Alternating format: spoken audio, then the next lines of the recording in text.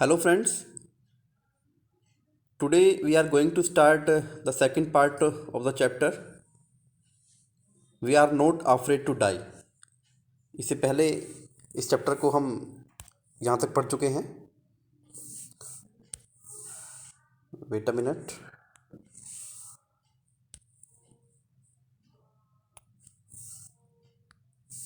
हमने last video में ये चैप्टर यहाँ तक पढ़ा था और हम यहाँ से स्टार्ट करते हैं. बाय मॉर्निंग ऑन जनवरी 3 जनवरी की सुबह the pumps had the water level sufficiently under control for us to take 2 hours rest in rotation. ठीक है, यहाँ पे राइटर कहता है कि 3 जनवरी की सुबह को हमने पंप के द्वारा इतना पानी बोट से निकाल दिया था, सिप से निकाल दिया था कि अब हम 2 घंटे का रेस्ट ले सकते थे. लेकिन वो रेस्ट कैसे ले सकते थे? रोटेशन में. मतलब जैसे 4 लोग हैं, 4 लोगों में से एक बंदा जाग सकता था, नहीं 3 लोग सो सकते थे और एक बंदा जाग करके वहाँ पे टेकिंग केयर कर सकता था. ओके ना. But we still had a tremendous leak somewhere below the water line and on checking I found that nearly all the boat's main rib frames were smash down to the keel. यहाँ पे इसको ध्यान देने लायक चीज़ है, इसको समझना है. Suppose कीजिए ये बोट है हमारी, ये बोट होती है और इस पर सपोज कीजिए यहाँ तक पानी भरा होता है. ये वाली बोट है और इसमें यहाँ तक पानी है, ये इस तरह से. तो इस पर ये जहाँ तक ये वाटर लाइन हो गई, इससे नीचे का एरिया. ठीक है ना. बोट तो यहाँ तक हो गई, लेकिन जो ये कहाँ तक हो जाता है? ये वाटर लाइन हो जाती है. ठीक है ना.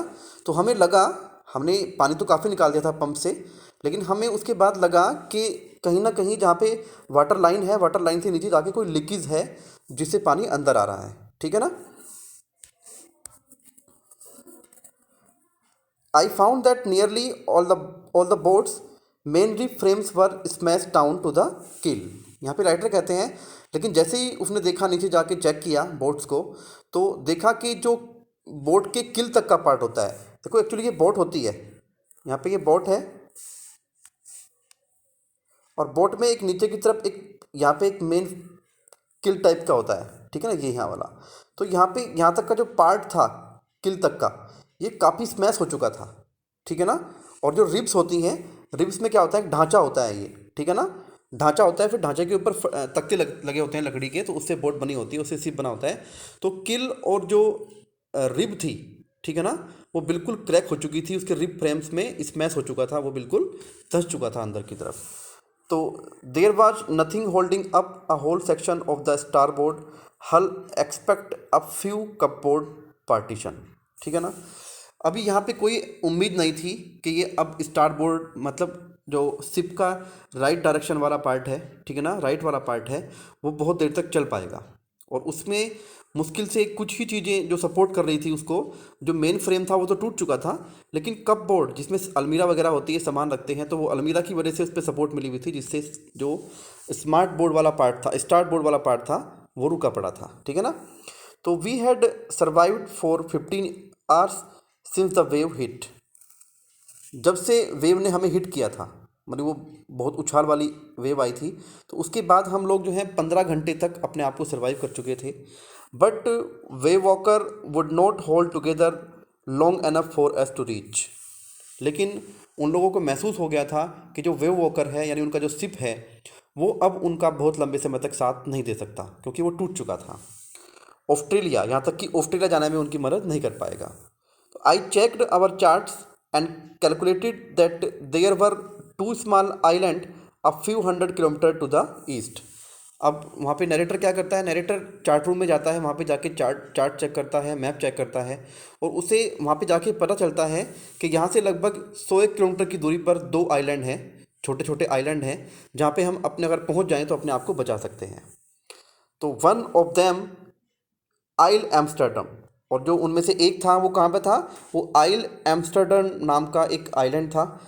Was a French scientific base, और जहाँ पे फ्रेंच साइंटिफिक बेस था, मतलब फ्रेंच के कुछ साइंटिस्ट थे, वहाँ पे बैठ के वो रिसर्च करते थे.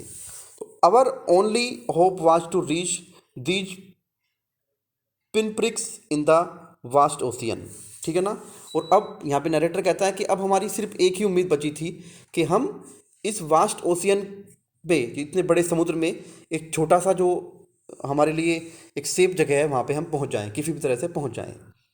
But unless the wind and seas abated so we could hoist sail. लेकिन जब तक हवा ना रुके, समुद्र की हवा ना रुके, तो हम अपने जो हमारा सेल था उसको आगे बढ़ाने के बारे में ज़्यादा नहीं सोच सकते थे। Our chances would be slim indeed. Our chances would be slim indeed. The great wave had put our auxiliary engine out of the action. क्योंकि जो ग्रेट वेव हुई थी, जो पीछे भारी तरंगें आई थी, बहुत उछाल आया था समुद्र के अंदर, तो उसने हमारे इंजन को बिल्कुल आउट कर दिया था और हमारा जो इंजन भी पूरी तरह से काम नहीं कर रहा था। अब देखिएगा यहाँ पे, अब ये पैराग्राफ जो ऊपर वाला था ये अभी 3 जनवरी की मॉर्निंग का था, लेकिन यहाँ से अब 4 जनवरी शुरू हो जाती है।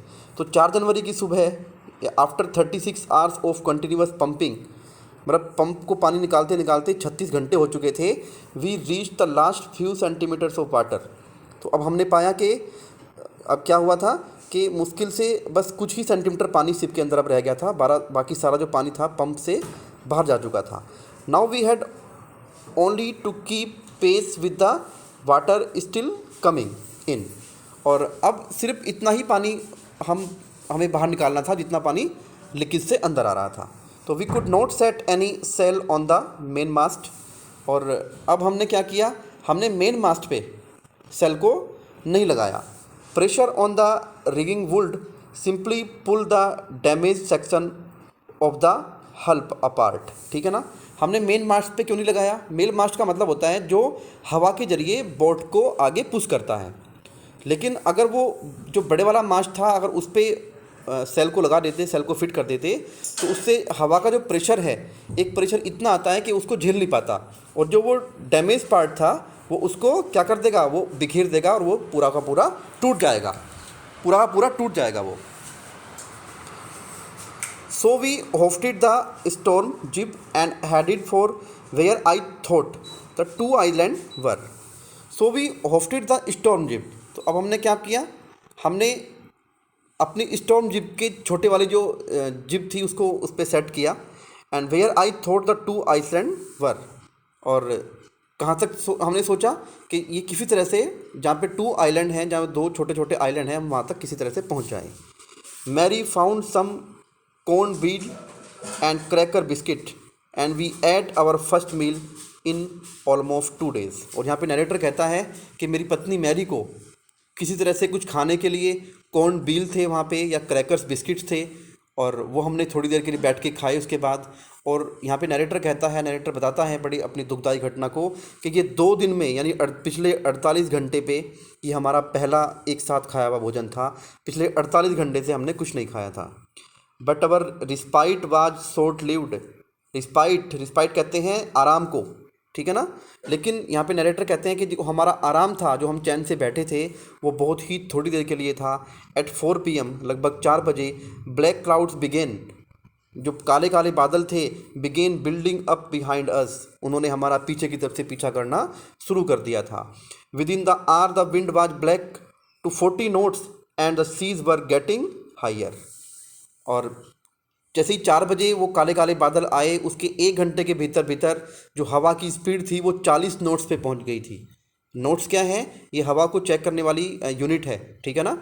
तो जो हवा की स्पीड है वो 40 नोट्स तक पहुंच गई थी। And the seas were getting higher, और जो समुद्र है वो उछल रहा था, ठीक है ना, उछलना शुरू कर दिया था। The weather continued to deteriorate throughout the night, और पूरी रात जो मौसम था वो बदतर होता जा रहा था, बहुत ही बेकार होता जा रहा था, ठीक है ना। आगे चलते हैं। And by dawn on January 5, अब जनवरी 5 आ जाती है, यानी 5 जनवरी की सुबह, our situation was again disparate. हमारी जो स्थिति थी वो फिर दोबारा से निराशा से भर गई थी। मतलब ये चल रहा था कि कभी थोड़ी देर के लिए उनको चैन आता था, फिर थोड़ी देर के लिए बेचारे फिर परेशान हो जाया करते थे। तो 5 जनवरी की सुबह जो थी वो फिर उनके लिए बड़ी निराशावादी हो चुकी थी। When I went into comfort the children, जब मैं अपने बच्चों को, कम्फर्ट का मतलब है यहाँ पे उनको सांत्वना देने के लिए गया, उनको समझाने के लिए गया। जॉन आस्क्ड, तो जॉन जो उनका बेटा था उसने मेरे से पूछा, daddy are we going to die, क्या अब हम मरने जा रहे हैं? I try to assure him that we could make it, लेकिन मैंने उसे समझाने की कोशिश की कि नहीं बेटा, हम अपने आप को संभाल लेंगे, हम अपने आप को बचा लेंगे। बट डैडी, लेकिन डैडी, ही वेंट ऑन, उसने अपनी बात को जारी रखा, we are not afraid of dying if we can all be together. यहाँ पे आप समझ सकते हैं कि जो चैप्टर का नाम है वो भी यही है, we are not afraid of dying if we can all to be together. वो कहता है, डैडी अगर हम सभी साथ में रहें, इकट्ठे होकर बैठें एक साथ, सब जितने भी हम 4 लोग हैं, हम एक साथ रहते हैं, तो फिर हमें मरने से डर नहीं लगता है। तो you and mummy, shoe and I, कौन कौन? आप, मम्मी, शू यानी उसकी बहन, और मैं यानी वो खुद जॉन। यदि हम चारों लोग इकट्ठे रहते हैं तो मरने की कोई बात नहीं है। यही इस चैप्टर का टाइटल है। I could find no words with which to respond. यहाँ पे नरेटर कहते हैं कि मेरे पास वो शब्द नहीं थे जिनसे मैं उसकी बात का रिस्पॉन्स कर पाता, उसको उत्तर दे पाता। But I left the children's cabin determined, लेकिन मैंने बच्चों के कैबिन को छोड़ा, उस कमरे को छोड़ा। डिटरमाइंड, ये संकल्प लिया, to fight the sea with everything, कि मैं अपनी पूरी जान लगा दूंगा समुद्र से लड़ने के लिए। आई हैड, जितने भी मेरे अंदर जान थी, मेरे अंदर हिम्मत थी, तो मैं वो सब लगा दूंगा। To protect the weakened starboard side, और जो स्टारबोर्ड यानी बोट के दाईं तरफ का हिस्सा था, ठीक है ना, जो कमज़ोर हिस्सा था, ठीक है ना, उसको बचाने के लिए मैं अपनी पूरी हिम्मत लगा दूंगा। I decided to heave. अब यहाँ पे हीव का मतलब समझना है। हीव का मतलब होता है बोट को समुद्र के अंदर रोकना। एक बोट चल रही है, उस बोट को कैसे रोका जाएगा, क्योंकि इस पर हवा का प्रेशर भी होता है, ठीक है ना, उसको रोका कैसे जाए? तो यहाँ पे नरेटर कहते हैं कि मैंने उस नाव को रोकने का निश्चय किया। To with the undamaged port, hull facing the oncoming waves, ठीक है ना, क्योंकि क्या हो रहा था, क्योंकि जो ऑन कमिंग वेव्स थी, मुझे पता था कि अब ऑन कमिंग वेव्स आने वाली हैं, और जो अनडैमेज पार्ट है शिप का वो भी इसमें टूट जाएगा। तो using an improvised sea anchor of heavy nylon rope and 222 litre plastic barrels of paraffin. अब उसने रोकने के लिए क्या करते हैं, वो पैराफिन के 22-22 लीटर के प्लास्टिक के बैरल थे यानी ड्रम थे, उनकी सहायता से, ठीक है ना। और एक सी एंकर था, हमने पीछे बात की थी कि सी एंकर क्या होता है, एक इंस्ट्रूमेंट होता है, इसमें पंजा होता है जो किसी चीज़ में फंस जाता है, रस्सी के सहारा से, इसमें पीछे रस्सी बंधी होती है, ठीक है ना। तो उस रस्सी के सहारे से क्या होता है कि हम शिप को रोकने में मदद कर सकते हैं। तो that evening Mary and I sat together holding hands. उस शाम मैं और मैरी एक दूसरे के हाथ पकड़कर आराम से बैठ गए। As the motion of the ship brought more and more water in through the broken planks, we both felt that end was very near. हमने एक दूसरे के हाथ पकड़े क्योंकि जो शिप का मोशन था वो बहुत ज़्यादा बढ़ता जा रहा था और पानी का प्रेशर बहुत ज़्यादा था, और जो ब्रोकन प्लैंक्स था उनके अंदर से पानी और स्पीड से अंदर आना शुरू हो गया था। और यहाँ पे नरेटर कहते हैं कि हम लोग अब समझ चुके थे कि हमारा जो अंत है वो बहुत ही जल्द होने वाला है, बहुत ही जल्द हम मरने वाले हैं। But way walker road out the storm and by the morning of January 6 with the wind easing. लेकिन अभी चमत्कार होता है, वेव वॉकर जो है उस स्टॉर्म को झेल लेता है, और 6 जनवरी की सुबह को हवा का जो मोशन स्पीड थी वो बहुत कम हो जाती है। I try to get a reading on the sextant. Sextant बोलते हैं एक ये इंस्ट्रूमेंट होता है जिससे हम स्पीड को चेक कर सकते हैं कि जो हवा की स्पीड है वो कितनी है। तो back in the chart room, फिर वहाँ से नरेटर कहाँ जाता है, चार्ट रूम में जाता है। I worked on wind speeds, और वहाँ पे वो विंड की स्पीड को चेक करता है। चेंजेस ऑफ कोर्स, जो वाकई बदल चुकी थी। Drift and current in an effort to calculate our position, और ड्रिफ्ट एंड करंट की सहायता से वो अपनी पोजीशन को चेक करने की कोशिश करता है कि हम इस वक्त एक्चुअल में कहाँ पे थे। The best I could determine was that we were somewhere in 1,50,000 kilometres of ocean looking for a 65 kilometre wide island. तो और उसको जब वो चेक करता है जाके चार्ट रूम के अंदर, काफ़ी इंस्ट्रूमेंट से चेक करता है कि हमारी पोजीशन कहाँ है, हवा की स्पीड कितनी है, हम कहाँ पे हैं इस टाइम, तो उसे पता चलता है कि वहाँ पे जिस टाइम हम थे वहाँ पे जो समुद्र की चौड़ाई थी, जो उस महासागर की चौड़ाई थी वो 1.5 लाख किलोमीटर थी, यानी 1.5 लाख किलोमीटर तक किनारा नहीं था, कोई कंट्री नहीं पड़ता था। लेकिन वहाँ पे एक 65 किलोमीटर चौड़ा, एक 65 किलोमीटर जिसकी चौड़ाई थी मात्र, एक आइलैंड था जो वहाँ पे थोड़ी दूर पे था।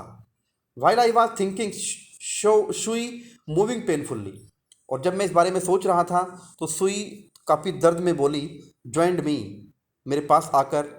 The left side of her head was now very swollen and her backend eyes narrowed two slits. वो क्या कहती है? वो कहती है कि जो लेफ्ट साइड है ओवर हेड, उसके सिर का जो बाईं तरफ का हिस्सा है उसमें बहुत सूजन आ गई है और उसकी आंखों की तरफ से छिद्र हो गए हैं उसमें से, ठीक है ना, खून चलना शुरू हो गया है। She give me a card she had made, और ऐसी पोजीशन में जब मेरे पास आई तो उसने मुझे एक कार्ड लिख करके दिया जो उसने खुद बनाया था। On the front she had drawn caricatures of Mary and me, और उसके ऊपर उसने मेरी और मैरी की प्रतिमा को बनाया था, पिक्चर बना रखी थी। विद द वर्ड्स, उसमें शब्द लिखे हुए थे मेरे लिए और मैरी के लिए। Here are some funny people, उसने कहा कि यहाँ पे कुछ फनी लोग हैं। Did they make you laugh, क्या वो तुम्हें हंसाते हैं? Laughed a lot as well, क्या वो बहुत, I laughed a lot as well, क्योंकि मैं तो उनको देख करके बहुत ज़्यादा हंसती हूँ।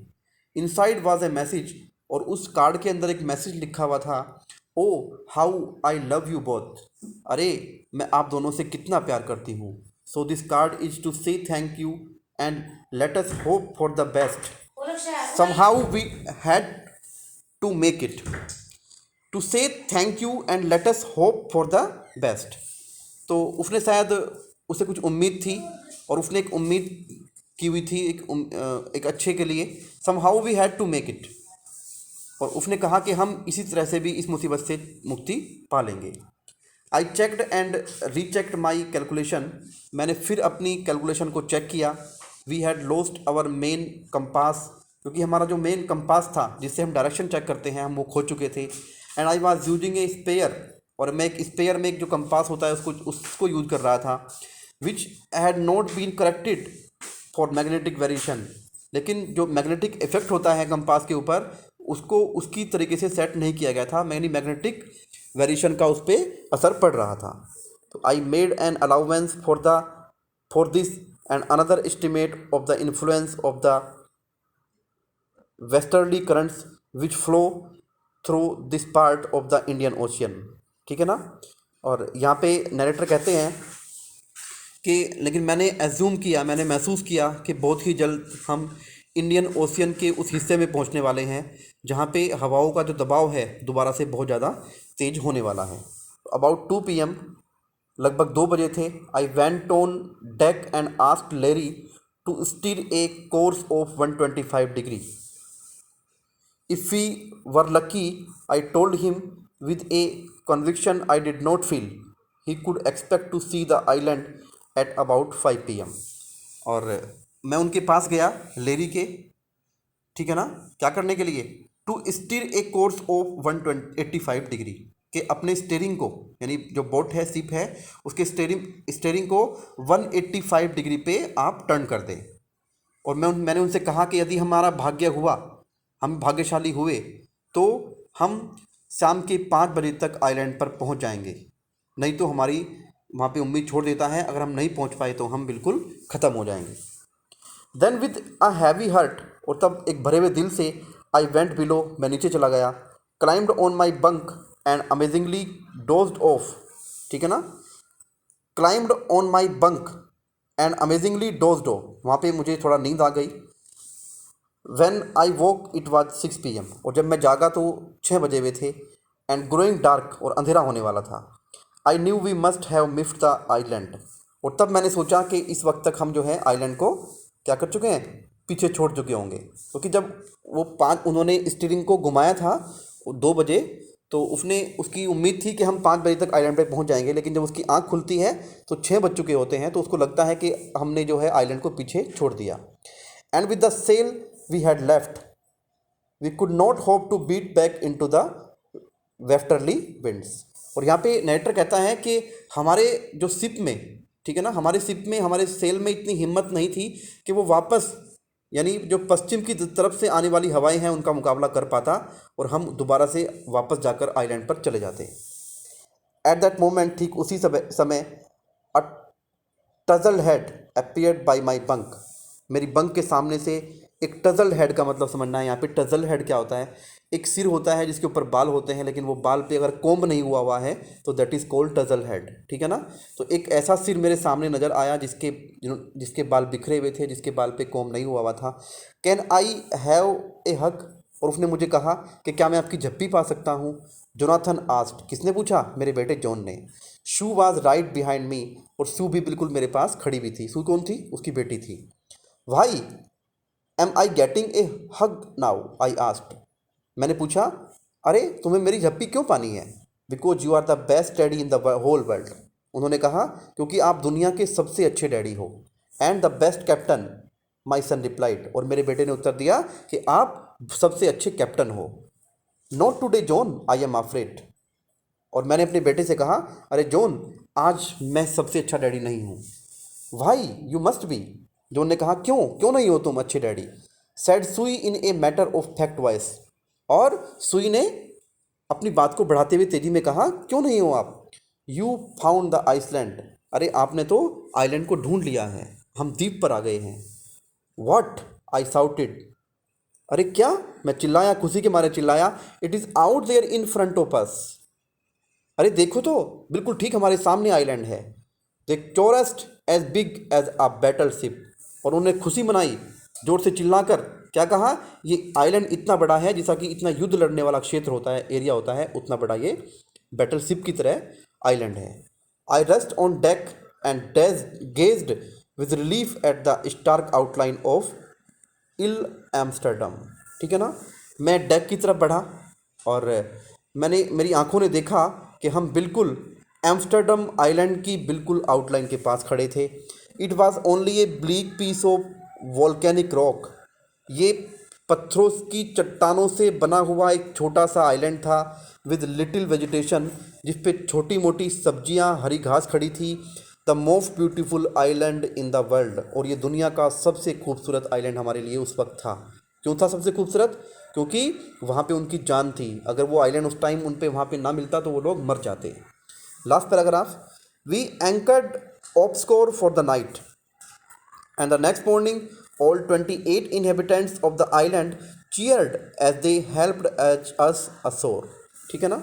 और वहाँ पे हमें लगभग 28 लोग जो रहते थे पहले से, हम पहले से बोल चुके हैं कि वो फ्रेंच साइंटिफिक बेस्ड आइलैंड था, जहाँ पे वहाँ के साइंटिफिक रह करके रिसर्च किया करते थे।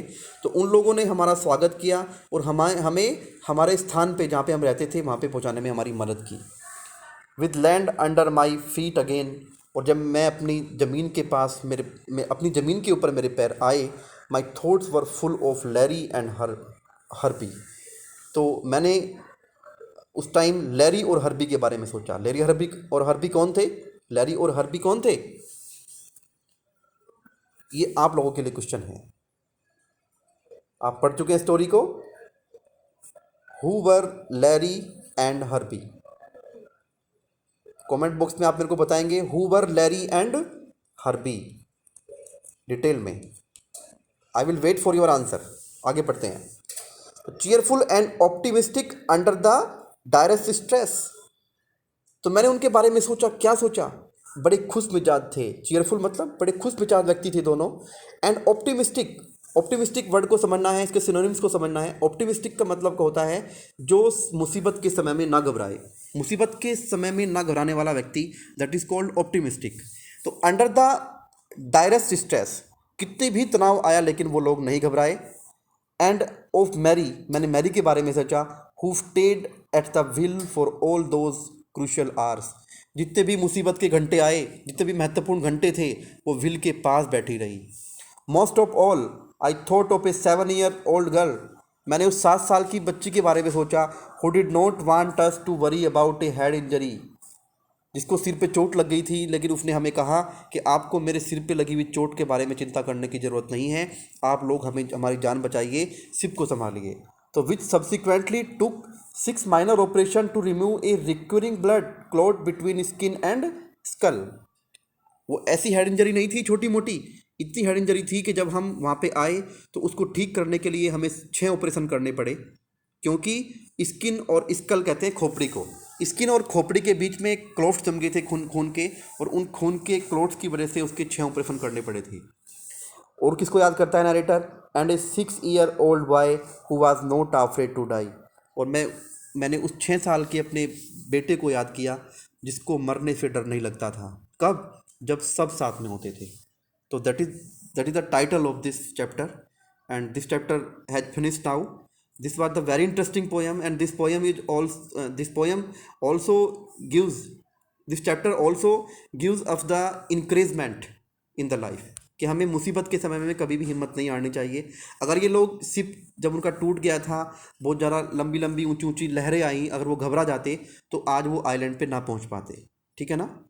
तो ये पोयम इस चैप्टर का लास्ट था, और फिर मिलते हैं नेक्स्ट चैप्टर के साथ नेक्स्ट वीडियो में। Take care, good bye.